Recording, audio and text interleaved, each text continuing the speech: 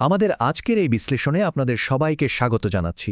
আচ্ছা ভাবুন তো, আমরা যারা বাংলাদেশ বা পশ্চিমবঙ্গে থাকি, আমাদের রোজকার জীবনটা একটু খেয়াল করলেই দেখবেন, একদিকে পারিবারিক ঐতিহ্যের টান, অন্যদিকে আধুনিকতার চাপ, সব মিলিয়ে কি এক অবস্থা, তাই না? এই টানাপোড়েনের মাঝে আমাদের প্রায়ই এমন কিছু সিদ্ধান্ত নিতে হয় যা হয়তো একেবারেই যৌক্তিক নয়। কেন এমনটা হয়? চলুন আজ এই বিষয়টারই গভীরে ঢোকা যাক। শুরুতেই আপনাদের কাছে আমার একটা প্রশ্ন আছে। আমরা প্রায় তো দেখি খুব বুদ্ধিমান আর তীক্ষ্ণ মানুষেরাও এমন কোনো পৈতৃক ব্যবসায় বছরের পর বছর টাকা ঢালছেন, যেটা দিনের পর দিন শুধু লোকসানই দিয়ে যাচ্ছে। অথবা ধরুন, এমন শেয়ার আঁকড়ে ধরে বসে আছেন যার দাম মার্কেটে হুড়মুড় করে পড়ছে। কেন বলুন তো?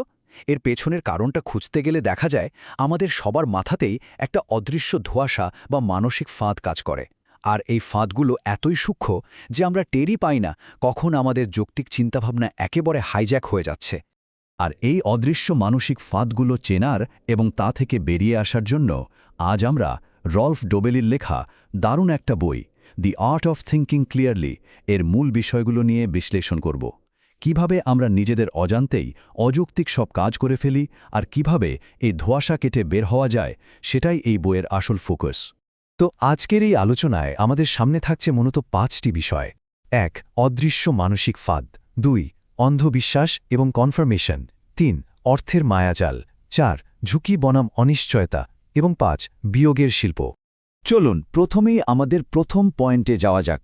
অদৃশ্য মানসিক ফাঁদ বা এই ধোঁয়াশার সংজ্ঞাটা আসলে কি? আমাদের সমাজে একদিকে পরিবারের হাজারো প্রত্যাশা আর অন্যদিকে ব্যবসার অস্থিরতা, এই দুটো মিলে আমাদের অযৌক্তিক সব সিদ্ধান্ত নেওয়ার একেবারে পারফেক্ট একটা পরিবেশ তৈরি করে। রাল্ফ ডোবেলি এই ব্যাপারটাকে বলছেন কগনিটিভ এরর বা যুক্তি থেকে পদ্ধতিগত বিচ্যুতি। খেয়াল করবেন, এগুলো কিন্তু হঠাৎ করে হওয়া কোনো ভুল নয়, এগুলো রুটিন মাফিক ভুল। শতাব্দীর পর শতাব্দী ধরে আমরা মানুষরা এই একই প্যাটার্নের ভুল করে আসছি। ডোবেলি এখানে দারুণ একটা উদাহরণ দিয়েছেন। তিনি বলেছেন, এই ত্রুটিগুলো হলো ঘরের এক কোণে জমে থাকা ময়লা কাপড়ের স্তূপের মতো। আমরা বারবার ওই একই জায়গায় কাপড় জমিয়ে রাখি। এগুলো আসলে আমাদের সাধারণ মানবিক দুর্বলতা, কাউকে ছোট করার জন্য বলা হচ্ছে না। কিন্তু এবার আসা যাক দ্বিতীয় ভাগে, অন্ধবিশ্বাস এবং কনফার্মেশন, মানে আমাদের সংস্কৃতির ভেতরেই যে বাধাগুলো লুকিয়ে আছে। আমাদের এই অঞ্চলে অথরিটি বায়াস বা অতিভক্তির কিন্তু বিশাল একটা প্রভাব আছে। বয়োজ্যেষ্ঠদের প্রতি কিংবা তথাকথিত আর্থিক গুরু বা এক্সপার্টদের প্রতি আমাদের এক ধরনের অন্ধবিশ্বাস কাজ করে, তাই না? আমরা ধরে নিই তারা যা বলছেন সেটাই হয়তো বেদবাক্য। কিন্তু শুনলে অবাক হবেন, পৃথিবীতে প্রায় 10 লক্ষ প্রশিক্ষিত অর্থনীতিবিদ আছেন, অথচ তাদের কেউই 2008 সালের ভয়াবহ অর্থনৈতিক মন্দার পূর্বাভাস দিতে পারেননি। ভাবা যায়। আবার 1900 সালের দিকে চিকিৎসকদের কাছে যাওয়ার চেয়ে না যাওয়াটাই রোগীদের জন্য বেশি নিরাপদ ছিল। তো এখান থেকে সবচেয়ে বড় টেকঅ্যাওয়ে হল কারো প্রতি ভক্তি বা সম্মান যেন তার বাস্তব ট্র্যাক রেকর্ড বা পরিসংখ্যানগত ব্যর্থতাকে আমাদের চোখ থেকে আড়াল করে না দেয়। আর এই ব্যাপারটা আমাদের নিয়ে যায় কনফার্মেশন বায়াস বা নিশ্চিতকরণ পক্ষপাতে।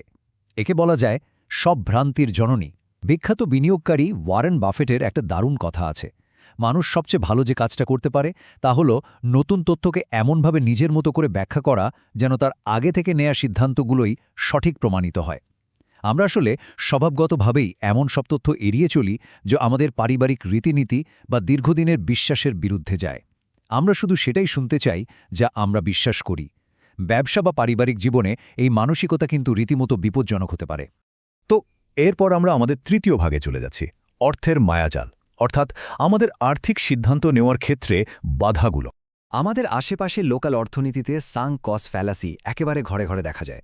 ধরুন, ঢাকা বা কলকাতার কোনো অলিগলিতে আপনাদের একটা পুরনো পারিবারিক দোকান আছে, সেখান থেকে আর কোনো লাভই আসছে না।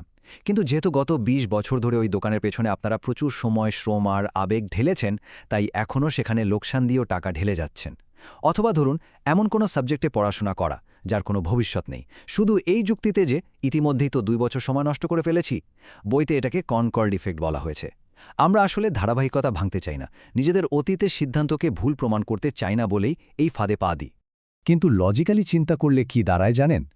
অতীতে আমরা কত টাকা দিয়ে একটা শেয়ার কিনেছিলাম বা কতটা শ্রম দিয়েছিলাম, বর্তমানে নতুন কোনো সিদ্ধান্ত নেওয়ার ক্ষেত্রে তার প্রভাব ঠিক শূন্য হওয়া উচিত। হ্যাঁ, একেবারে জিরো।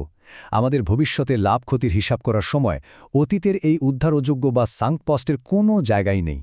একদম যৌক্তিক আচরণ বলতে বোঝায় ভবিষ্যতের সম্ভাবনা দেখে সিদ্ধান্ত নেওয়া, কিন্তু বাস্তবে আমরা ওই সাঙ্ক কস্ট বা পেছনের খরচের দিকেই তাকিয়ে থাকি। এর পাশাপাশি আরেকটা মজার ব্যাপার আছে, হাউস মানি এফেক্ট। ধরুন কেউ লটারি জিতল বা হঠাৎ করে কোনো বোনাস পেল, মানুষ কিন্তু এই হঠাৎ পাওয়া টাকাকে নিজেদের কষ্টার্জিত টাকার মতো দাম দেয় না, খুব সহজেই অপ্রয়োজনীয় কোনো খাতে বা বড় ঝুঁকিতে এই টাকাটা উড়িয়ে দেয়।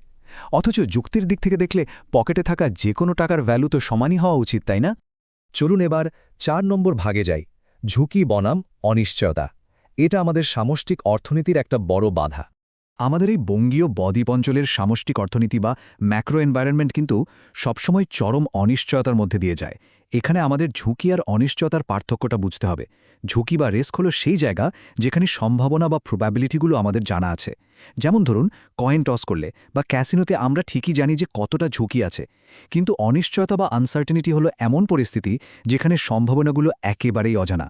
আমাদের স্থানীয় সরকারি নীতিমালার হঠাৎ কোনো পরিবর্তন, শেয়ার বাজারের ধস কিংবা হঠাৎ করে আসা প্রবল বর্ষণ ও বন্যা, এগুলো কিন্তু ঝুঁকির আওতায় পড়ে না। এগুলো হলো একেবারে নিখাদ অনিশ্চয়তা। দ্য এলসবার্গ প্যারাডক্স বলে একটা কথা আছে।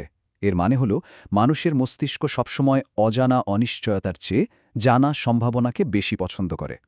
কিন্তু আসল সমস্যাটা কোথায় জানেন? আমরা আমাদের চারপাশের বিশাল অর্থনৈতিক অনিশ্চয়তাগুলোকে জোর করে ঝুঁকির ছোট্ট বাক্সে ভরার চেষ্টা করি। আমরা ভাবি, বাহ, আমরা তো সব হিসেব কষে ফেলেছি। আর ঠিক এই অতি আত্মবিশ্বাসের কারণেই আমাদের হিসেবে বিশাল বড় গরমিল দেখা দেয়, আর আমরা মারাত্মক অর্থনৈতিক বিপদে পড়ি। এবার আমরা এসে পড়েছি আজকের শেষ ভাগে, পর্ব 5, বিয়োগের শিল্প বা আমাদের ভুলগুলো ছেঁটে ফেলার পদ্ধতি। বিখ্যাত ভাস্কর মাইকেল অ্যাঞ্জেলো কিভাবে তার কালজয়ী ডেভিড ভাস্কর্যটি তৈরি করেছিলেন সে গল্পটা জানেন? তিনি বলেছিলেন তিনি আসলে ডেভিডের ওপর মনোযোগী দেননি, বরং পাথরের যে অংশগুলো ডেভিড নয় তা তিনি খুব যত্ন করে আস্তে আস্তে ছেঁটে ফেলেছেন। ডোবেলি একে বলছেন নেগেটিভ নলেজ বা নেতিবাচক জ্ঞান। সফল হওয়ার জন্য আসলে কাউকে খুব বড় জিনিয়াস হতে হয় না, শুধু ধারাবাহিকভাবে বোকাটা ভুলগুলো করা থেকে নিজেকে আটকে রাখতে হয়। আমাদের এই অযৌক্তিক মানসিক বাধাগুলোকে জীবন থেকে একটা একটা করে ছেঁটে ফেলতে পারলেই হলো।